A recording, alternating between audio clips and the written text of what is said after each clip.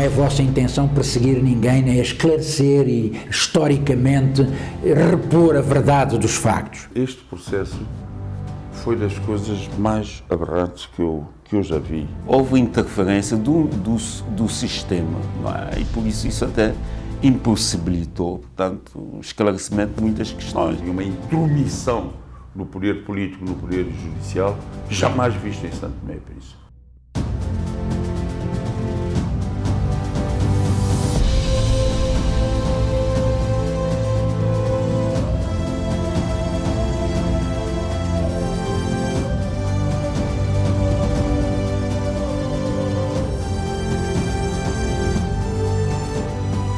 Nos anos 60, uma empresa belga denominada Sobraga, detentora de várias unidades fabris no continente africano, construiu na cidade de Neves, na ilha de São Tomé, uma fábrica denominada Seto. Com a independência da ilha, em 12 de julho de 1975, a fábrica passou para as mãos do Estado da República Democrática de São Tomé e Príncipe. Inicialmente só se produzia cervejas 0,33. Mais tarde, com o objetivo de aumentar a produtividade e os lucros da própria empresa, introduziram o engarrafamento de vinho tinto e vinho branco. Em 1981, houve uma intervenção dos Estados com a antiga Alemanha Democrática. Os alemães, então, triplicaram a capacidade instalada inicialmente da cerveja e começou-se então também a produzir o refrigerante e água gasificada. Nessa altura decidiu-se transformar a Seto como tal para a Rosema, porque a fábrica está localizada ao lado a uma dependência agrícola. Proprietárias eram duas irmãs, a Rosa e a Emma. Para além de se ter aumentado a quantidade do produto final, aumentou-se também a qualidade do produto com a instalação dos equipamentos próprios. Em 1995, através de um concurso público internacional, o governo são-tomense vende a sua participação na fábrica Rosema para o empresário angolano Melo Xavier.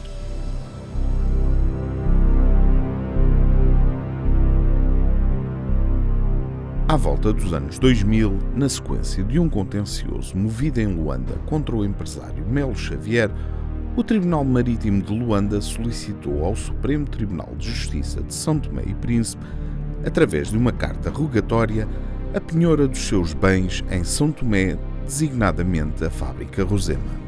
Quem despoleta e faz sair essa carta da gaveta foi o Nino Monteiro, quando o seu amigo, o Sr. Amílcar, o proprietário da JAR, o fez saber que havia exatamente essa carta do Tribunal Marítimo de Angola e que essa carta nunca veio à luz do dia. E foi a partir daí que o Nino, movendo os seus pauzinhos, fez com que a carta saísse, portanto, da gaveta e que depois acontecesse o que se sabe hoje. Naquela altura, não teve do meu lado nenhuma intenção impeditiva, bloqueadora, nada disso. Era apenas alguém que não conhecia o que estava acontecendo e que chega a um processo e que entende que deve diligenciar nesse sentido. O que estava em causa era uma dívida que o Melo Xavier tinha para com uma sociedade também angolana, de nome JAR, que rondava os cerca de $500 mil na altura. Então, certamente em Luanda entraram com um processo de execução, o que determinou a penhora dos bens de Melo Xavier em São Tomé e Príncipe. O objetivo não foi de impedir que as diligências subsequentes fossem cumpridas, porque eu recebo a carta de despacho para o gabinete, para o meu diretor do gabinete, ele recebe a carta, né, faz os apontamentos que é preciso fazer e provavelmente ultimou a minha resposta e eu assinei. Portanto, não quer dizer que houve manutenção da carta no gabinete, na gaveta ou qualquer coisa. Não foi isso. O destino normal das cartas rogatórias é que elas cheguem através do Ministério dos Negócios Estrangeiros elas são enviadas para o Ministério da Justiça enquanto Ministério da Tutela e, a partir de lá, ou elas são enviadas ao Supremo Tribunal de Justiça ou enviadas ao Ministério Público. Ora, aqui se dá o episódio fundamental que traduz a toda a granguena que existe no nosso sistema judicial, que começa no topo. O Ministro da Justiça da altura não procede à tramitação, porque ele não tem funções, não tem competências jurisdicionais, mas ele retém a carta rogatória, mas mais do que isso, ele responde à carta rogatória. Ele devolve a carta rogatória a Angola, ao Ministério das Relações Exteriores de Angola, dizendo que não foi possível executar, digamos, o pedido de penhora, porque a Rosema foi vendida por uma sociedade norte-americana. A simulação da venda foi feita depois de se ter decretado a penhora. Isto não tem qualquer impacto, não é? Você não pode vender uma sociedade dizendo, através de uma mera declaração. A venda pressupunha ir ao registro, pagar os impostos e tudo mais, porque há património imobiliário. E quando a venda de sociedade em São Tomé e Príncipe, de uma sociedade ou de ações, mas se a sociedade é detentora de bens imobiliários, você tem que pagar CISA. Então, para que a venda tivesse concluída, era preciso todo esse procedimento que não houve. Por isso, uma simulação, e só pode simular desse jeito quem tem culpa no cartório. Portanto, a batota, esse processo começa como a batota. Sim, de defraudar o credor, isso é claro, é mais do que evidente. Ele pode dizer, não, eu precisava de dinheiro, eu quis vender e tal, mas o que é que indicia isso? As ações não saem da posse do Melo Xavier, deixam de ser, deixam de pertencer, digamos, ao Melo enquanto empresário individual e passam a pertencer a outra empresa de cujo capital era na totalidade detida pelo Melo Xavier. Se há uma sentença de condenação a dizer tu deves X milhões de kwanzas a determinada empresa, esse devedor, ao colocar os bens que tem, os bens, naquele caso, as ações, em nome de terceiras, está a frustrar ou a criar condições para frustrar a cobrança de créditos. O diretor executivo era Melo Xavier, o presidente da Comissão Fiscal era um Yuri Melo Xavier, que supõe ser o filho dele, o presidente da Assembleia Geral era Ruth Melo Xavier. O único nome que não tinha Melo Xavier como apelido na estrutura daquela empresa americana que supostamente teria comprado é o senhor Oliveira, que é um economista português que trabalhou bastante tempo para o Melo Xavier e que foi aqui raptado, aqui em São Tomé e Príncipe, como deve saber, foi raptado, foi sequestrado pelo Melo Xavier e os seus amigos e a sua defesa aqui em São Tomé e Príncipe e levado para Angola, o que teria provocado um conflito até internacional, não fosse a habilidade de José Eduardo Santos, que imediatamente ao tomar conhecimento do facto, demitiu o seu ministro do Interior que participou nessa operação. Isto para ver a gravidade daquilo que aqui fizeram, mas aqui em São Tomé, a esses senhores, incluindo o Melo Xavier e os seus advogados e a sua equipa de defesa, não aconteceu absolutamente nada. Algum tempo depois, a JAR, Comércio Geral, Prestação de Serviços e Agropecuária Limitada, introduz no Supremo Tribunal de Justiça de São Tomé e Príncipe um requerimento para revisão e confirmação da sentença proferida pelo Tribunal Marítimo de Luanda. Quem faz o pedido de revisão e confirmação da sentença estrangeira é o advogado da JAR, o doutor Afonso Varela, o meu colega e amigo, o doutor Afonso Varela, com o qual no início, inclusive, tivemos trocas de opinião acerca de algumas irregularidades e arbitrariedades que eu penso que inclusive ultrapassavam a sua vontade própria, mas eram, digamos, a vontade daqueles que teriam feito, digamos, tinham engendrado todo o complô para fazerem o assalto à fábrica Rosema. Quando eu estava completamente convencido de que outra não seria a decisão do tribunal, senão indeferir liminarmente, nem aceitar, porque não pode haver um caso de revisão e confirmação da sentença de um despacho. Qual não é o meu espanto? A sentença foi reconhecida e confirmada. Os fundamentos que conheço da ação, sinceramente, eu acho que a juíza Alice não deveria julgar procedente este processo. Porquê? Porque havia procedimentos que não estavam justificados e corretos. Um deles era o da competência.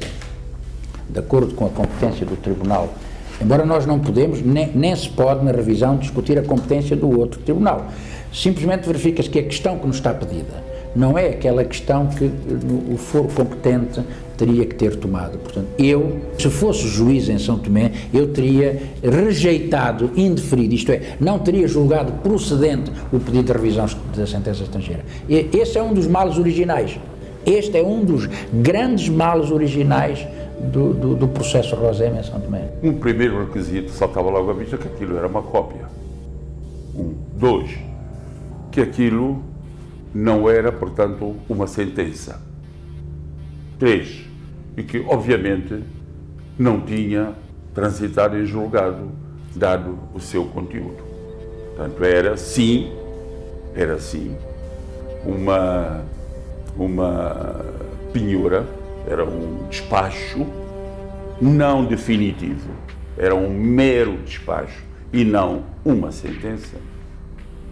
Aqui o grande erro deste processo Rosema que foi praticado na altura pelos nossos magistrados. Eu até fiquei escandalizado quando disseram claramente que aquilo não era nenhuma sentença estrangeira, mas sim um despacho de penhora, quer dizer, portanto, sendo um despacho de penhora, e pediram só que se penhorasse uma determinadas ações, portanto não havia necessidade até de haver, portanto, revisão da sentença estrangeira. Não é uma sentença, é um despacho de penhora. Se é um despacho de penhora, para a efetivação do despacho de penhora é através de uma carta rogatória, portanto, o tribunal da precária, portanto, decidiria, reenviava a carta e, portanto, o processo terminava por aí. Num processo executivo não há sentença. Extingue-se com o pagamento ou com a adjudicação dos bens que terão sido penhorados para pagamento de um determinado crédito. Não há sentença no processo executivo. E nesse caso de reconhecimento da revisão e confirmação, só se olha para os aspectos externos, ver se ele se conforma com o nosso ordenamento jurídico, se ele não fere os grandes princípios, se ele não fere a ordem pública interna do país, se ele não fere a ordem pública internacional do país. É só isso. O artigo 1096 do nosso Código de Processo Civil enumera os requisitos que cumulativamente devem estar preenchidos para que se possa dar, confirmar, portanto, a sentença estrangeira. Porque isso é uma proteção, inclusive, da própria jurisdição do país a quem é pedida a revisão. Porque muitas vezes, e foi o que aconteceu, pode haver uma violação à ordem pública do país a quem é pedido, a quem é rogado, portanto, esta revisão de sentença. Num processo de confirmação e revisão de sentença estrangeira, tem que se verificar se o processo contém os requisitos que a lei manda, que são se as partes foram notificadas, se as partes são as legítimas, se transitou em julgado. Nada disso havia na certidão que Varela trouxe quando pôs o processo inicial.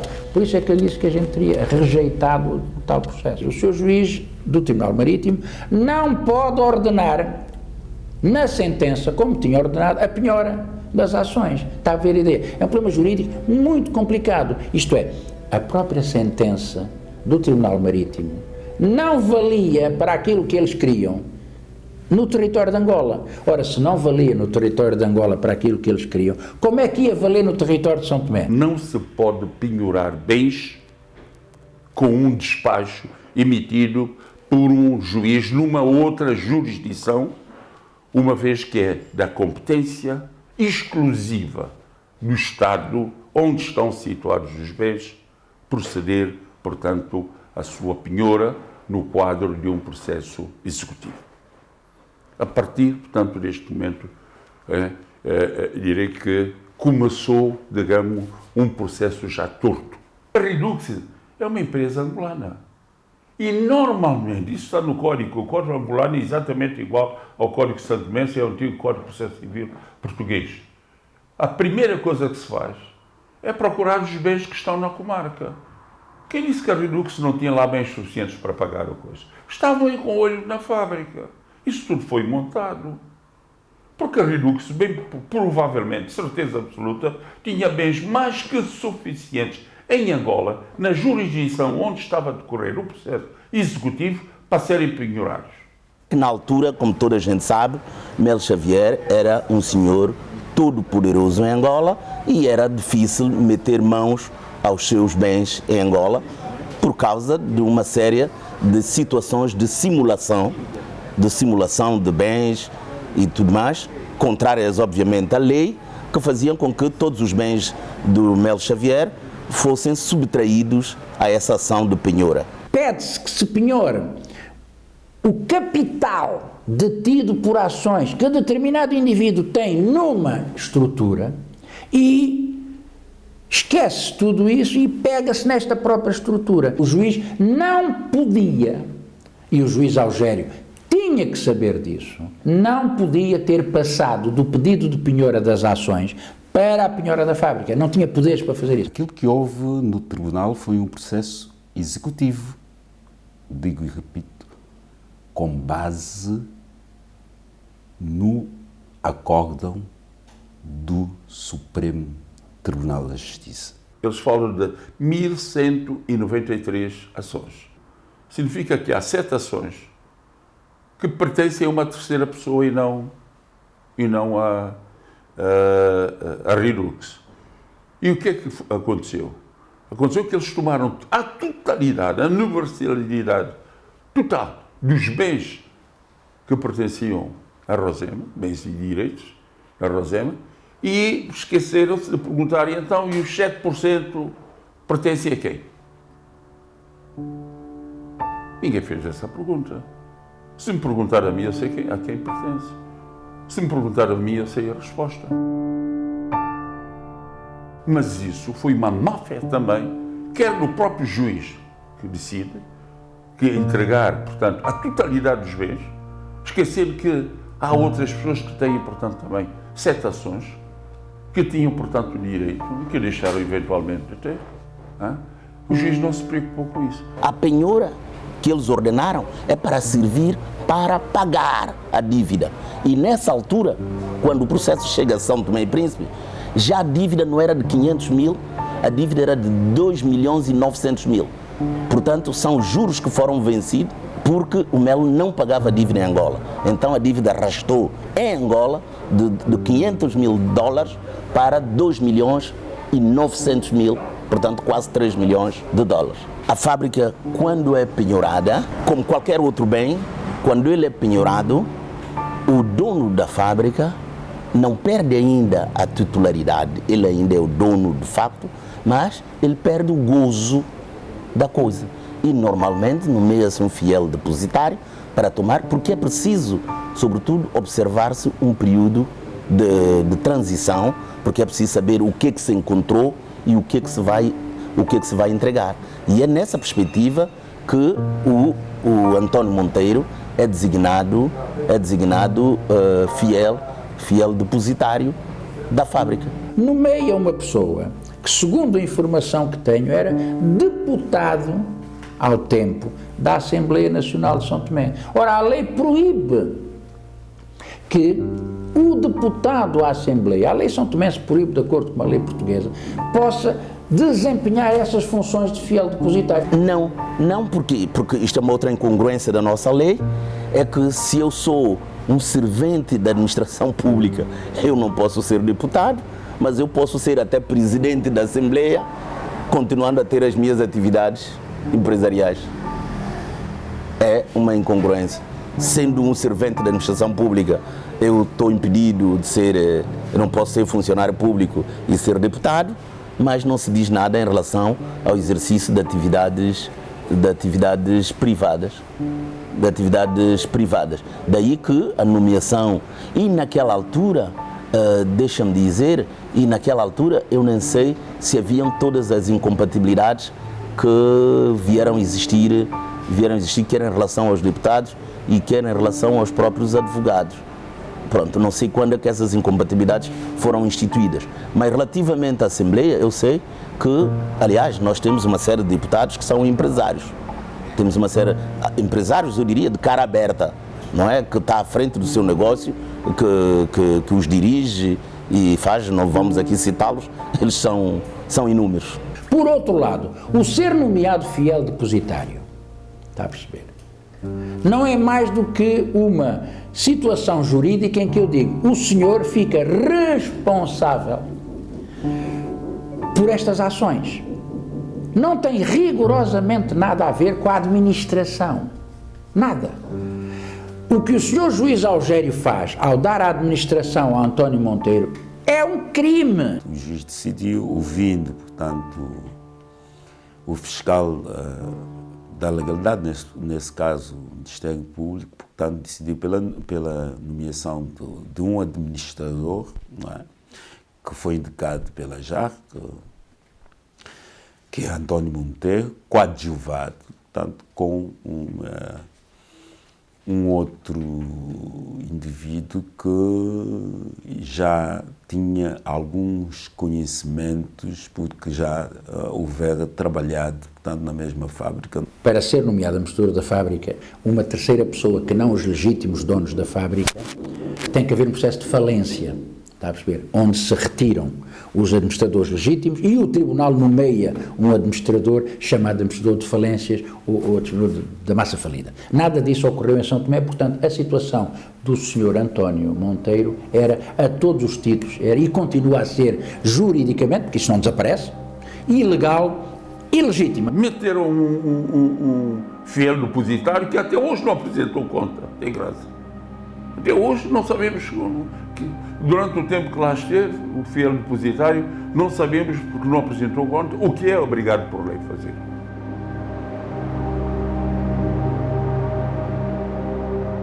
Por intermédio do advogado Guilherme Posser da Costa, a Redux introduz no Supremo Tribunal de Justiça um recurso para revogar a decisão de revisão e confirmação da sentença estrangeira Acórdão 16/2009, produzido pela juíza relatora Maria Alice Vera Cruz de Carvalho, votado por unanimidade pelos juízes Silvestre Leite e Bartolomeu Amado Vaz. Fiquei muito admirado quando o advogado da JAR insinua que houve uma falsificação da data e que a data da entrega do recurso teria sido ultrapassado. Portanto, que já era extemporâneo, portanto, a extemporânea introdução do recurso. Nada mais falso. O tribunal forja uma nova notificação e vem dizer que nesta data o Melo Xavier fora notificado pessoalmente.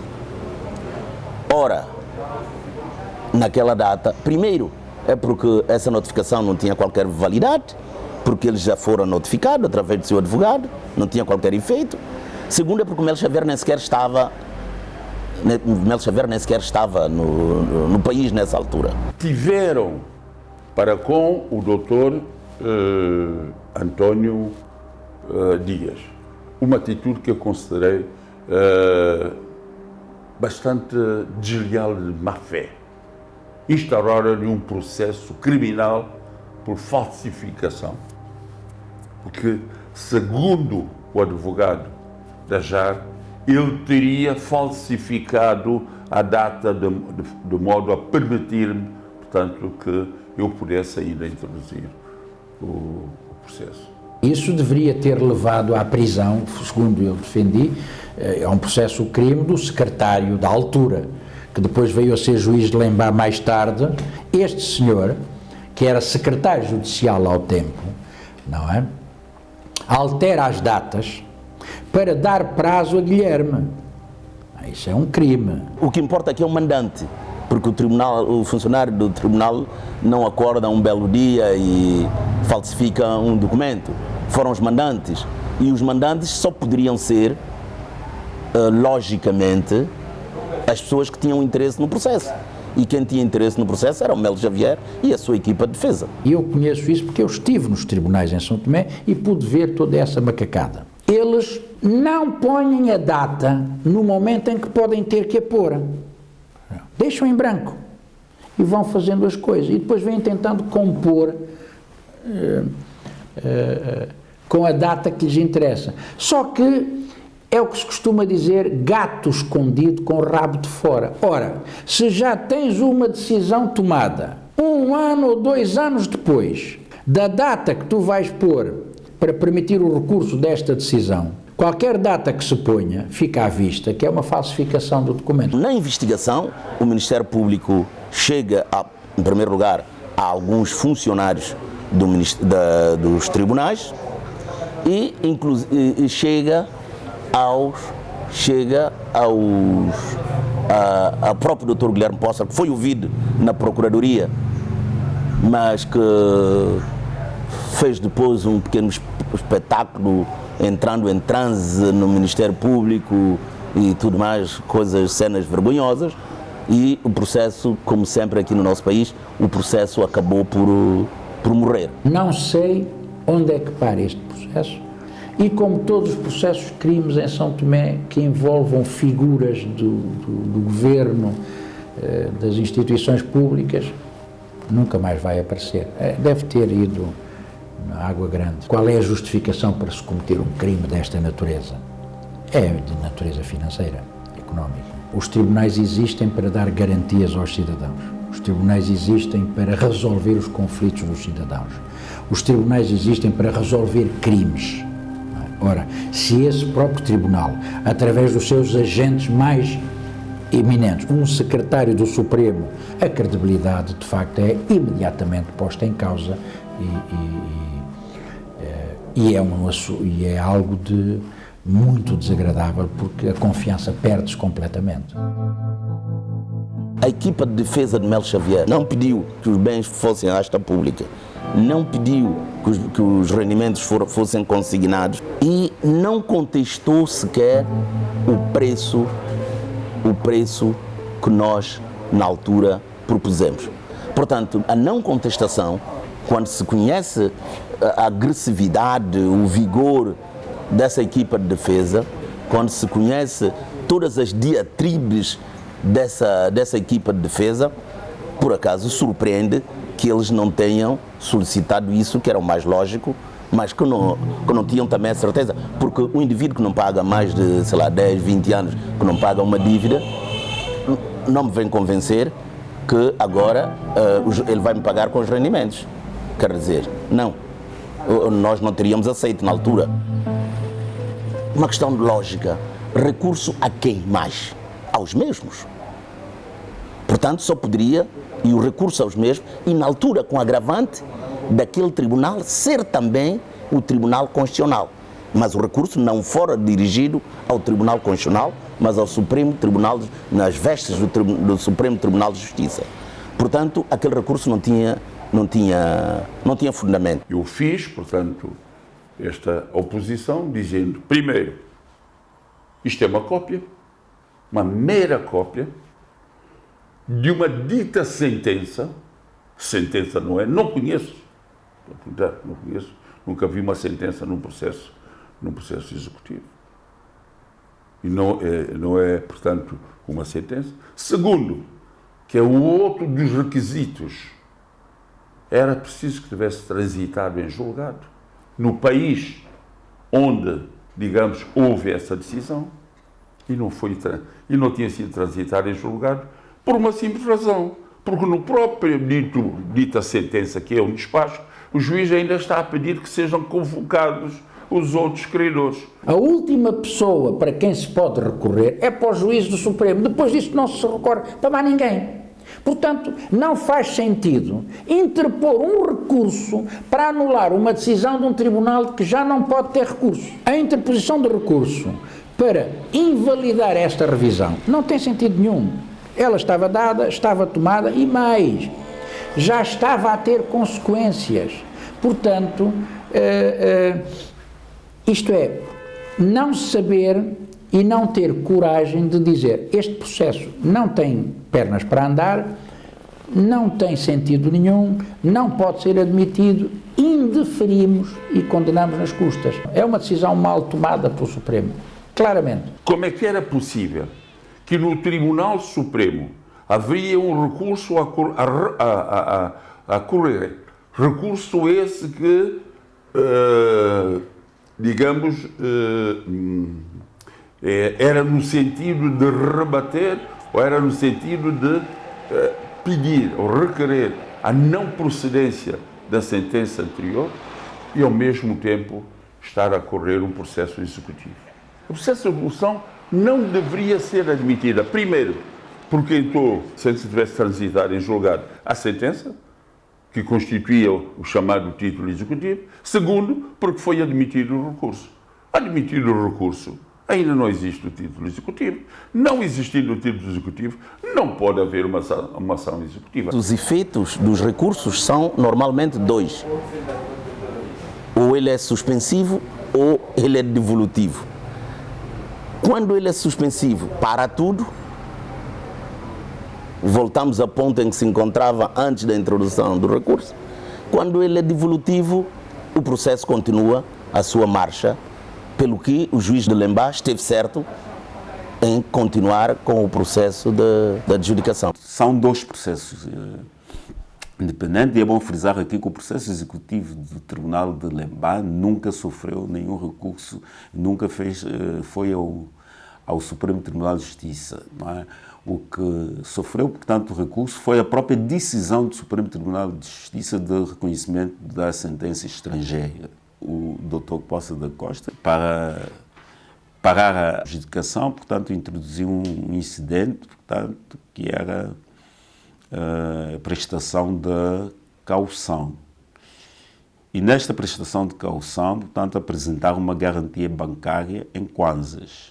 O juiz indeferiu, portanto, alegando, portanto, que kwanzas não era moeda com curso legal nas ilhas e, portanto, podiam apresentar em dobra ou em qualquer outra moeda convertível. Esta garantia do banco angolano foi ressegurada pelo Banco de Equador em Santo Tomé e Príncipe, mas nunca seria pago em kwanzas lá em Santo Tomé.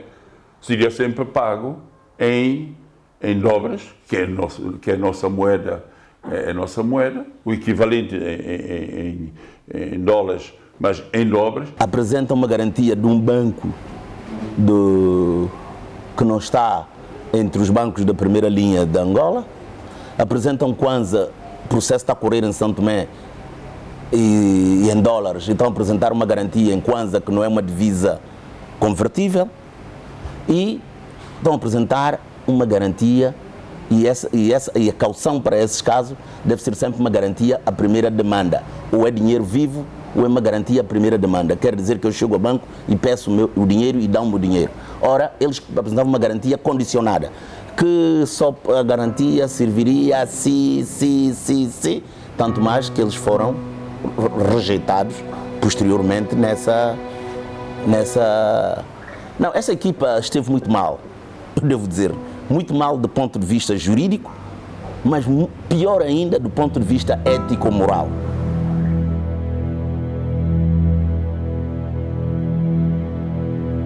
O processo correu os seus trâmites legais, procedeu-se à avaliação da fábrica. O tribunal contratou uma empresa de fiscalidade e auditoria para fazer a avaliação. Avaliaram a fábrica em cerca de 2.500.000 euros, salvo erro. Portanto, o juiz decidiu a abdicação do valor de 6 milhões. Houve uma proposta, salvo erro, da Castel, que era 2 milhões e tal. Portanto, o tribunal preferiu, portanto, fazer a abdicação para a JAR. Portanto, vender em termos mais claros essa abdicação como que se fosse uma venda que o tribunal faz do bem do arrestado para a JAR, que é a exequente nos processos. E deu um prazo razoável, portanto, à JAR para depositar na conta do tribunal, portanto, a ordem do processo, a referida quantia de 6 milhões e tal de dólares, 6 milhões mais qualquer coisa correspondente, portanto, aos impostos, não é, da transmissão da propriedade. Se pegar na peça da adjudicação e o certificado, há ali duas falsidades extremamente graves e que dariam lugar a um processo crime contra os funcionários e os magistrados que assinaram, portanto, o termo de adjudicação. Primeiro, disseram que interpelaram as partes. Mas sabia, não é parte. Quem é parte é Redux. E o Redux já tinha lá o seu advogado, que era eu. Eu devia ter sido chamado. E dizem que chamaram o Sr. Amílcar, da JAR, e esse esteve presente. E ele assinou. E recebeu, portanto, a fábrica. Foi-lhe adjudicado a fábrica.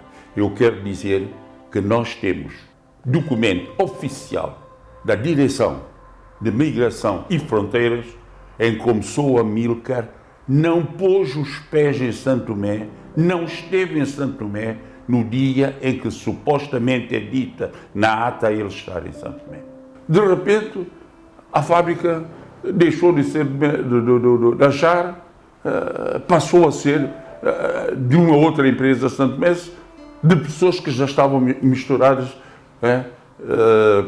desde o início nesse processo, e que era, inclusive, um deles o fiel depositário. Foi-lhe dada uma procuração irrevogável que lhe permitia vender, alienar, incluindo fazer negócio consigo próprio.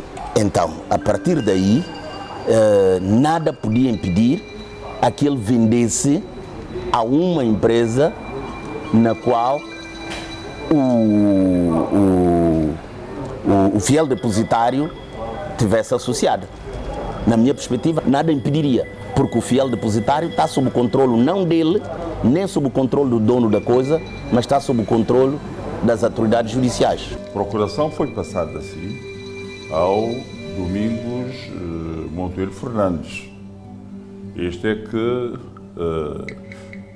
o senhor Amílcar Dias passou uma procuração.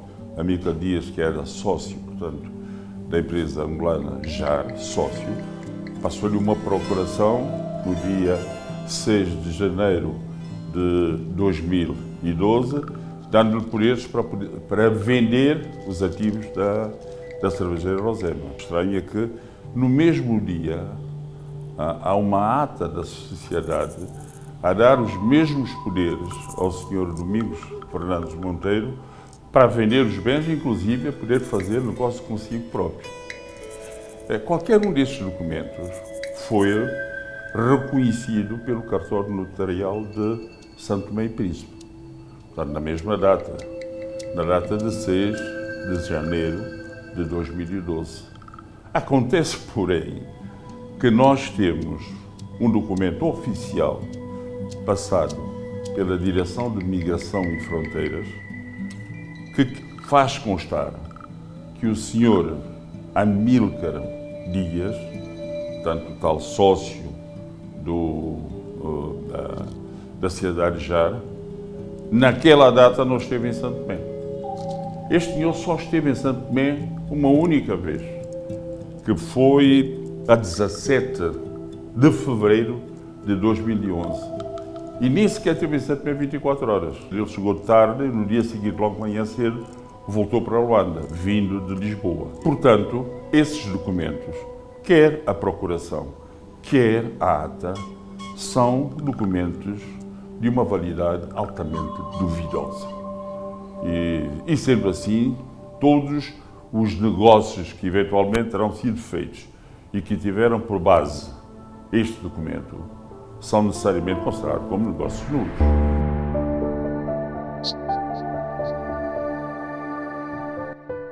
Em resposta ao recurso da Redux, o Supremo Tribunal de Justiça revoga as decisões que foram tomadas no sentido da penhora da cervejeira Rosema, bem como a sua posterior venda a favor da empresa JAR. Assim sendo, o Pleno deste Supremo Tribunal de Justiça, nos termos da alínea B do artigo 668 do Código de Processo Civil, revoga a decisão das folhas 91 a 96 dos autos e, em consequência, considera não ratificada e não confirmada a sentença que decretou a execução e que os tribunais angolanos clarifiquem os tribunais são-tomenses, enviando através do tribunal angolano competente a carta rogatória em que o objeto é uma sentença que conheça do mérito da causa e transitada em julgado. Esta decisão teve votos favoráveis da juíza Maria Alice Vera Cruz Carvalho e do juiz conselheiro auxiliar Frederico da Glória, em substituição do juiz Bartolomeu Amado Vaz por motivos de saúde, e voto vencido do juiz Silvestre Leite, que manteve o voto da primeira decisão. Esse acórdão é um acórdão encomendado, é um acórdão que integra esse leque de vergonhas e de aberrações da nossa Justiça e do nosso Supremo Tribunal de Justiça. Não há outra solução. Como é que um acórdão aprovado por unanimidade de todos os membros permanentes do Supremo Tribunal de Justiça é revogado por uma minoria desse mesmo Tribunal de Justiça? Isto não cabe na cabeça de ninguém. Primeira coisa. Segunda coisa, eles revogam a penhora. O Supremo Tribunal, não tendo apreciado, porque não foi isso que se lhe pediu, a questão do mérito, como é que o Supremo Tribunal santomense pode revogar uma penhora que vem de Angola? Este segundo acórdão é uma barbaridade. Eu classifiquei-o de monstruosidade jurídica. Porque este segundo acórdão não tem estrutura. Um edifício tem que ter sapatas, tem que ter estruturas. Ora, o senhor está a ver que eles alegadamente vêm dizer vamos repor a legalidade, anulando o que fizemos até agora, envolvidos estes anos todos, como reparem. É uma barbaridade, é uma monstruosidade jurídica, embora tenham vindo querer repor a verdade. É esse o argumento deles. Há vários princípios de direito processual penal que tem que se ter em conta, e um deles é, portanto, o princípio da preclusão, não é? Uma vez que transita em julgado de determinados procedimentos, não há como dar volta atrás, porque senão estaria também completamente a pôr em causa o princípio, portanto, um dos princípios fundamentais de qualquer sistema jurídico, que é o princípio, portanto, da segurança jurídica. Portanto, o cidadão não pode vir a um pleito e, portanto, ir para frente e ir para trás. Portanto, as decisões têm que conduzir, portanto, a um resultado concreto. E, no caso em apreço, vimos que esse ir para frente e ir para trás do Tribunal Supremo de São Tomé e Príncipe não é nada bom nem benefício de uma justiça que se quer célere e séria. Não é? O nosso tribunal vem sendo descredibilizado há muito tempo. É um processo que corre e que nós todos assistimos alegremente. Isso foi mais uma pedra na construção desse grande edifício de injustiça e do nada. Essa intervenção do Supremo Tribunal, ela é errônea, absolutamente errônea, e o Tribunal Supremo não tem competência para o fazer. Não é concebível, por exemplo, que uma juíza, por exemplo, decide reconhecer uma sentença estrangeira, passando alguns anos, dá o dito por não dito. Aliás, ela também não deveria ter interferência sequer neste processo, tendo em conta que ela não pode decidir uma decisão que ela mesma tomou. Não é? Ela não pode ser juíza e juíza em causa própria. Não sei se... Porque quem decidiu, se for ver o acordo, não, foi Alice. do Supremo Tribunal que decidiu o acordo que reconhece a sentença estrangeira. Agora, a própria Alice não pode vir em sede de recurso, não é, dar o dito por não dito. Ela se decidiu porque tinha convicção, se tinha convicção, uma convicção que já transitou em julgado, ela não pode agora vir depois, mais tarde, vir dizer que aquilo que ela decidiu, ela não viu bem o papel. Portanto, isso teria que ser um outro juiz, não é, a decidir e não ela. Isto explica por essa capacidade, essa versatilidade, esse talento que têm muitos santomenses, mas também muitos juízes da nossa República, infelizmente. Essa versatilidade e a facilidade com que dançam a valsa. E essa valsa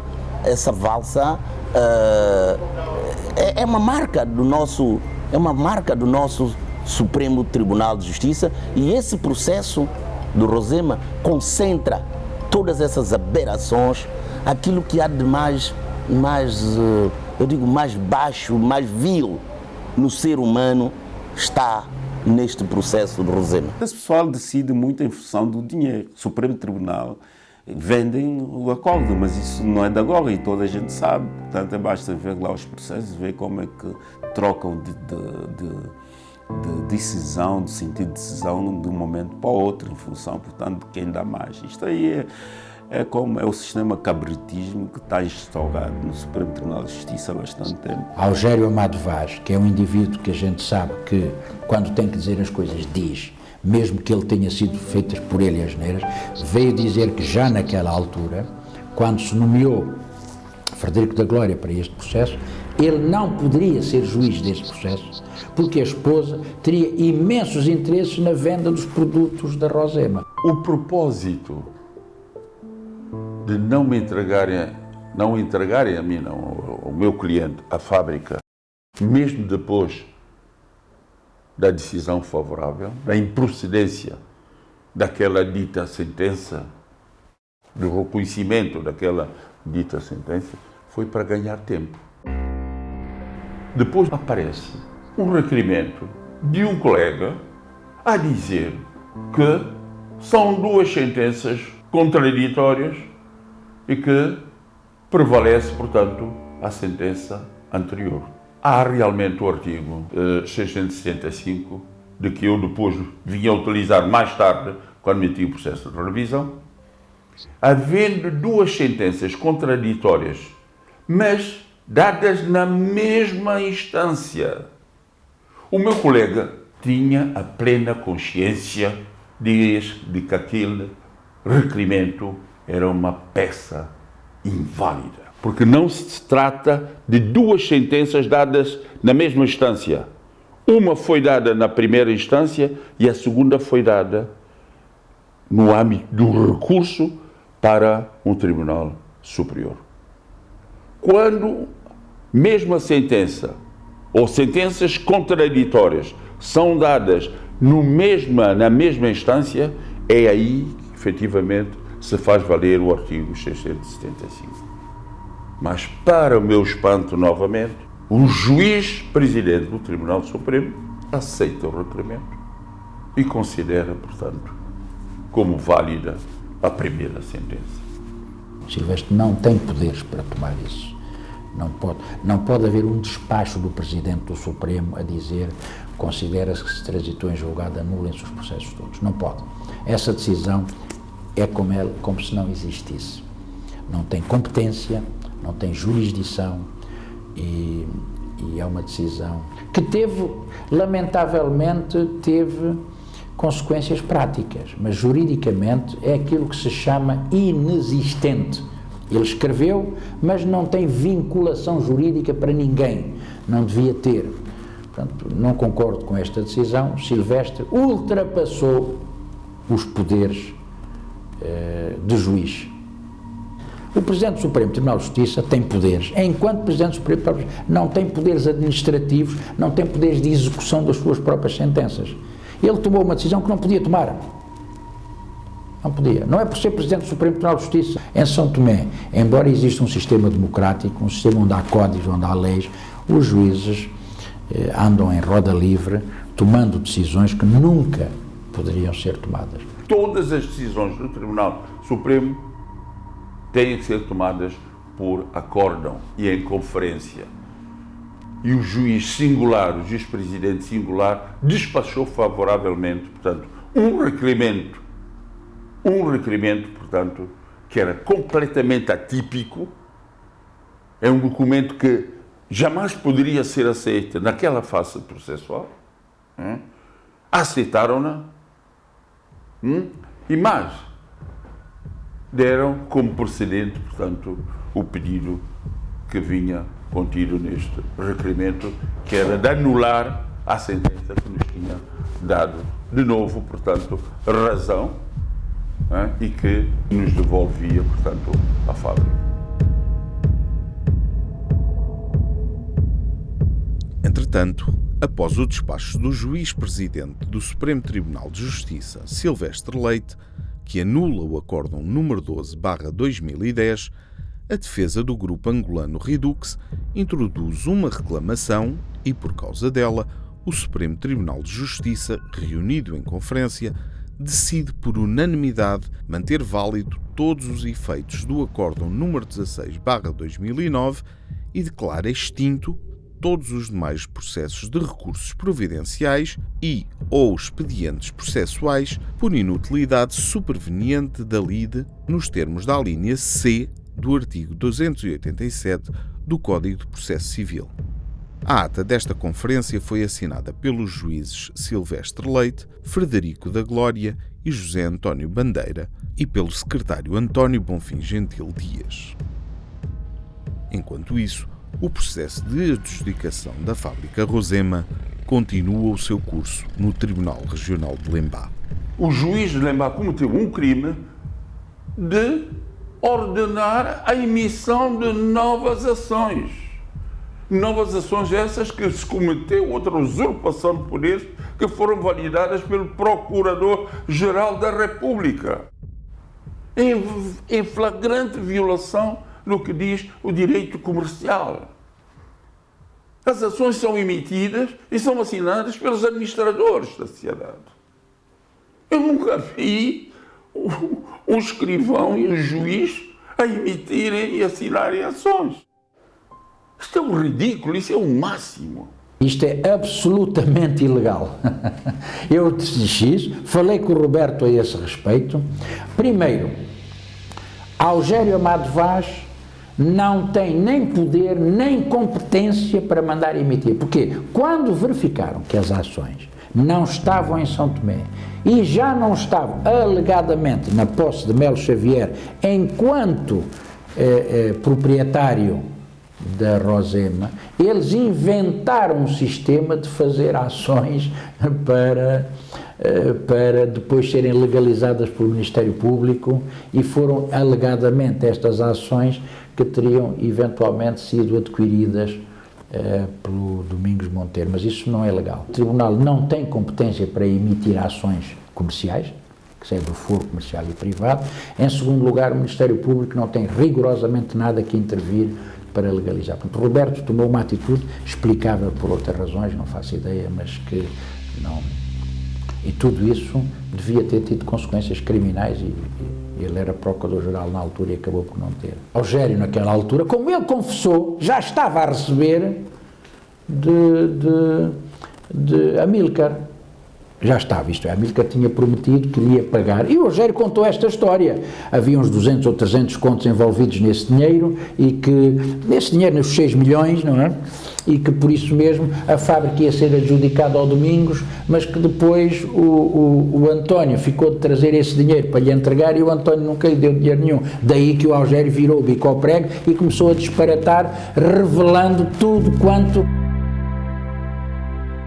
A partir de um despacho com a data de 19 de abril de 2012, o juiz do Tribunal Regional de Lembá, Algério Amado Vaz, determina a anulação da presente execução e de tudo quanto nesse processo se tenha praticado e ordena que se proceda à restituição imediata da fábrica Rosema ao grupo angolano Redux. O Algério Amado Vaz, tendo decidido tendo penhorado, efetivado a penhora, porque não foi ele quem decidiu a penhora, efetivado a penhora, tendo adjudicado, tendo vendido, tendo feito tudo isto, já não lhe compete. E sobretudo porque nós estamos aqui em matéria civil, é deixada às partes o impulso processual.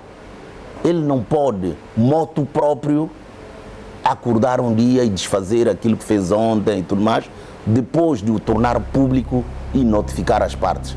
Caberá às partes agir. Ele já não tem competência. Recebi da outra parte um requerimento, alegando uma série de infrações cometidas, inclusive pelo próprio fiel depositário. E porque também informaram de que entregaram, salvo eu, a fábrica como garantia num banco para poderem levantar, salvo eu, 5 milhões de euros, portanto, Banco Afrilante Banco, e que esse dinheiro foi transferido, portanto, para a JAR, para cautelar os tais 6 milhões que deviam entrar na conta do Tribunal de Lembá, e para também chamar, portanto, o fiel depositário a prestação de conta. Por isso é que o juiz, portanto, decidiu a essa série de diligências. Houve muito dinheiro despendido, muito dinheiro pago a muita gente, e muita gente viveu e ainda hoje vivem à custa dos dinheiros da Rosema. Salários de 6.000 euros mensais, salários de 2.000 euros. Eu vi a lista de cerca de 14 ou 15 pessoas. Muita gente, durante muito tempo, recebeu muito dinheiro, pagamentos de despesas, de deslocações, despesas de saúde, e não só, há muita gente conhecida, familiares e do núcleo da administração e mesmo fora. Mesmo a juízes, viagens, equipamentos de música, para além de eu ler o processo, e eu sei a tramitação do processo, este tipo de movimentos de quem fez isto, eu ouvi da boca do próprio Algério Amado Vaz. E não tenho dúvida para duvidar da honestidade do Algério, nessa matéria. Deve ter havido, se calhar, algum diferendo entre o próprio Dr. Algério Amado Vaz e os novos proprietários. Foi o que na altura eu deduzi, e que porque não havia como dar de novo a fábrica à Redux. Já tinha sido tomada uma decisão e que o Dr. Amado Vaz já tinha entregue a fábrica, portanto, aos novos proprietários. Não fazia qualquer tipo, espécie de sentido retirá-la novamente para entregar a Redux. Há qualquer coisa, portanto, que um dia o próprio Dr. Amado Vaz explicará, terá a oportunidade de o fazer de forma mais compreensiva. A partir do despacho número 4/2012, o Presidente do Supremo Tribunal de Justiça, Silvestre Leite, declara nulo e inexistente o despacho do juiz Algério Amado Vaz e todo o conteúdo nele proferido, mantendo a JAR como legítima proprietária da cervejeira Rosema, clarificando, entre outros aspectos, o seguinte: a JAR intentou uma ação executiva no Tribunal Regional de Lembá na base do título executivo Acórdão número 16/2009, que transitou em julgado no dia 21 de junho de 2009, constituindo assim caso julgado. O processo, envolvendo a Redux e a JAR Comércio, Prestação de Serviço e Agropecuária, está encerrado e encontra-se arquivado no Supremo Tribunal de Justiça de São Tomé e Príncipe. O Presidente do Supremo, embora esteja no topo da carreira, não manda no juízo de primeira instância, não manda no processo que está no Tribunal de Lembá. O juiz de Lembá é que é o competente para tomar as decisões. A única hipótese que tinha de o Supremo se pronunciar era se a JAR tivesse interposto recurso, e não interpôs recurso. Silvestre abusou dos poderes jurisdicionais, invocando o título de Presidente do Supremo Tribunal de Justiça, e estava fora. O Dr. Silvestre da Fonseca Leite não é licenciado em Direito, ele não entende rigorosamente nada de Direito. Só assim é que se compreende que, estando ele inclusive fora do país, portanto, possa tomar uma decisão, não é? Relativamente a uma matéria que não foi-lhe submetido, portanto, à apreciação em sede de recurso. Se ele está em Cabo Verde, ele não está reunido para tomar a decisão no país. E a decisão tem que ter a assinatura dele. Ele não pode assinar em Cabo Verde, porque naquela altura também ainda não havia, mesmo que houvesse faxes ou documentos, ele tinha que estar no Tribunal de São Tomé e Príncipe, no tribunal dele, para tomar a decisão. Está a perceber? Portanto, quem é que fez a assinatura do Silvestre? Será que ele deixou aquela decisão feita antes? Como é que ele chega e diz, está a perceber? Não podia. Mas a razão da invalidade é que o Supremo, o Presidente do Supremo, não tinha nem tem poderes para dizer, considero nulo tudo quanto foi feito. Tinha que haver recurso, durar anos, seguir de tramitação. Não é só por ele estar no estrangeiro, mas por ele estar no estrangeiro revela ainda mais as falcatruas que se fazem nos tribunais para satisfazer interesses. Isto que Silvestre Leite fez, portanto, foi vomitar as quantidades de cerveja Rosema que os irmãos Monteiro foram ofertando e do instrumento musical que lhe ofertaram também no quadro desse esquema todo de corrupção generalizada nesse nosso sistema judicial de São Tomense. A propósito deste episódio, de acordo com o artigo 2º da Deliberação número 14/2012, de 17 de julho do corrente ano, o Conselho Superior de Magistratura concluiu que existia matéria suficiente para constituir infração disciplinar nos termos do artigo 85 do Estatuto dos Magistrados Judiciais, tendo para o efeito deliberado instaurar um processo disciplinar contra a atuação do juiz Augério Amado Vaz. Para além do processo disciplinar, tinham que ser instaurados processos crimes. O Augério sabe disso, já falámos nisso várias vezes. Mas não é só ao Augério Amado Vaz. Em meu entender, a doutora Alice tinha que levar um processo disciplinar, o próprio Presidente do Supremo, o doutor Frederico da Glória, toda a gente que interveio naquele processo, interviam abusando e usando dos poderes jurisdicionais que não tinham. Chamei, volto a chamar, chamarei sempre que corresponde à verdade, tanto o senhor Fortunato Pires como o senhor Dionísio Dias, não é, que são membros do Conselho Superior da Magistratura, portanto, e que eram candongueiros, não é, da cervejeira Rosema. Eu chamei-lhe mesmo disso e volto a chamá-lo, continuarei a chamar até dia da minha morte, e que são altamente desonestos, e eles, conjuntamente com Leite e Companhia Limitada, portanto, tomaram um processo e decidiram o processo, pasme-se, no Conselho Superior da Magistratura Judicial. E nesta deliberação também assinou um outro senhor que se chama, portanto, Silva Cravido. Se houvesse matéria qualquer, não seria nunca matéria disciplinar, porque, inclusive, eu estava suspenso, não é? Seria ao extremo, portanto, matéria criminal, portanto, podia ser configurado eventualmente difamação, injúria ou calúnia, não é? Mas, e eles, portanto, podiam perfeitamente levantar um processo de crime junto à Procuradoria-Geral da República. Nunca o fizeram, nem o farão, porque sabem claramente que são candongueiros, ou que foram candongueiros e deixaram-se vender pela cerveja Rosema. São várias pessoas que foram vendidas pela cerveja Rosema. Sabe que os nossos políticos, juízes, não sei quantos, são, por natureza própria, delinquentis. O processo disciplinar de Augério não termina por causa dos erros que o Augério cometeu como juiz de Lembá. O processo de Augério termina porque eles consideraram que o Augério abandonou funções, está a perceber? Que é outro erro. Está a ver a volta que dão? Para não decidir. Porque se eles decidem pela condenação pelos maus comportamentos jurídicos e éticos de Algério num processo disciplinar por causa da conduta dele como juiz de Lembá, a consequência tinha que ser também impor um processo de crime e anular todas as decisões que Algério tomou a favor dos monteiros. Espero que as pessoas tenham entendido essa razão. Por isso é que eles nunca decidiram o processo disciplinar contra Algério pelas razões que levaram à instauração do processo disciplinar.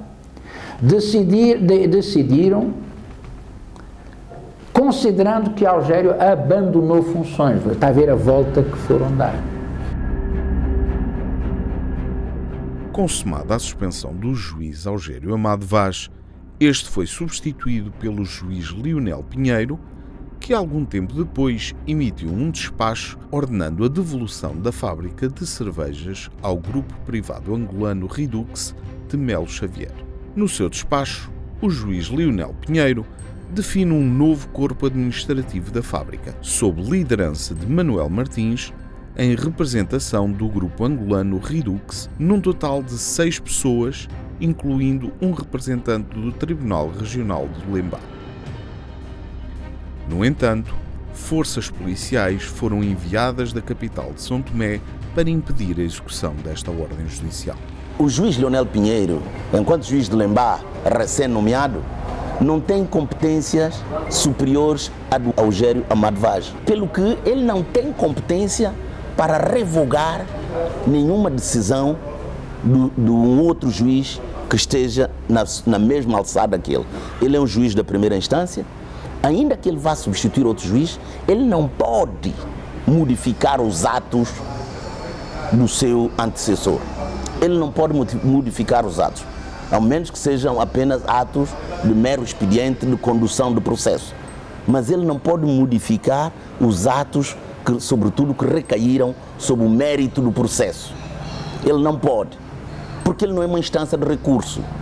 Ele não pode contestar, e no processo civil ele não pode contestar, ele não pode agir sobre decisão que foi tomada pelo seu antecessor, que tem as mesmas competências que ele. Não pode. Só o Supremo Tribunal, eventualmente, poderia tomar uma decisão em relação aos atos praticados pelo Algério Amado Vaz anteriormente.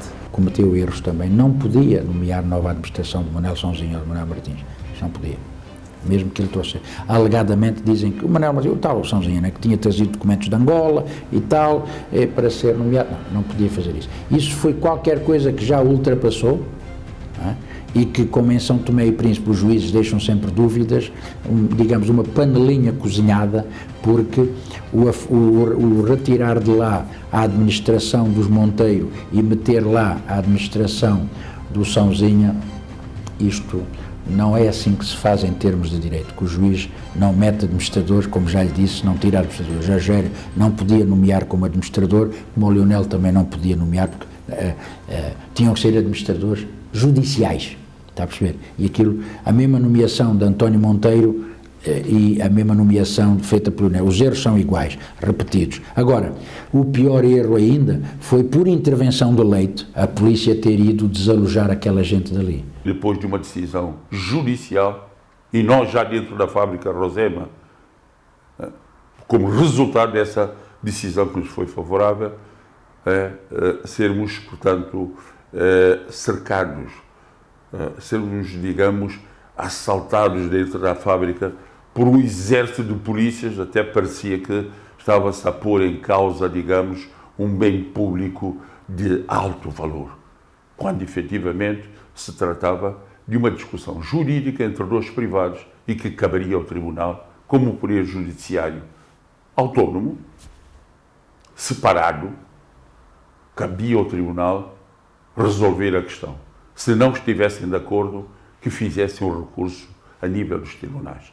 Não enviar um exército de polícias, invadiram a fábrica, amedrontaram-nos e deram-nos um prazo de 24 horas para abandonar a fábrica, sob pena de sermos condenados, acusados de desobediência. Isto, para mim, foi o que marcou e definiu o caráter, a natureza do caso Rosema.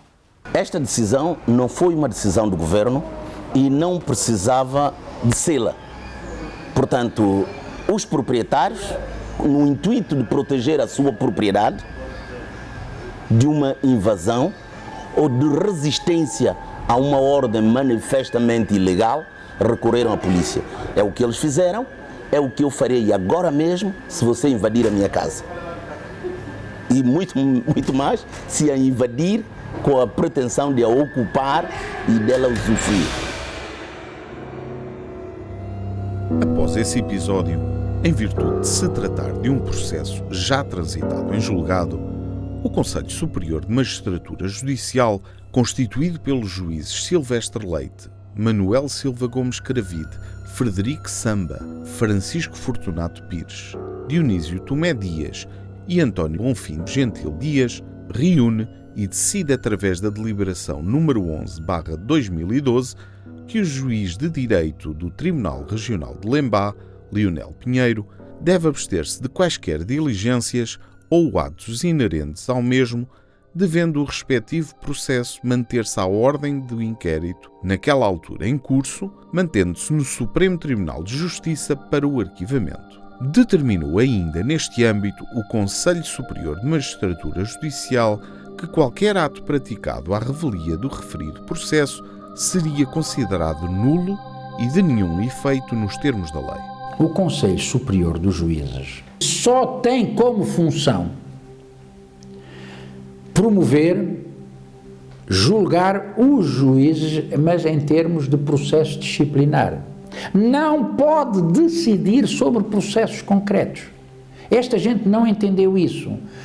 Não pode dar uma ordem ao juiz Leonel dizendo o senhor não despache no processo. É ilegal, não pode, porque eles não são chefes hierárquicos.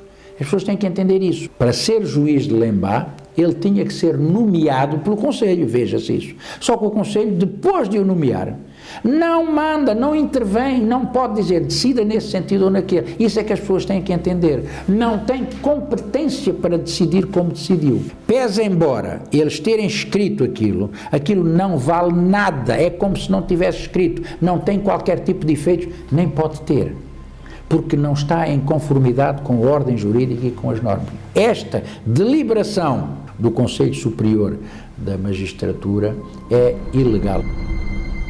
A decisão do juiz Leonel só podia ser anulada se JAR interpusesse recurso, está a ver, para o Supremo, e o Supremo analisasse o processo. Só que estes processos demoram meses, não é? Há anos.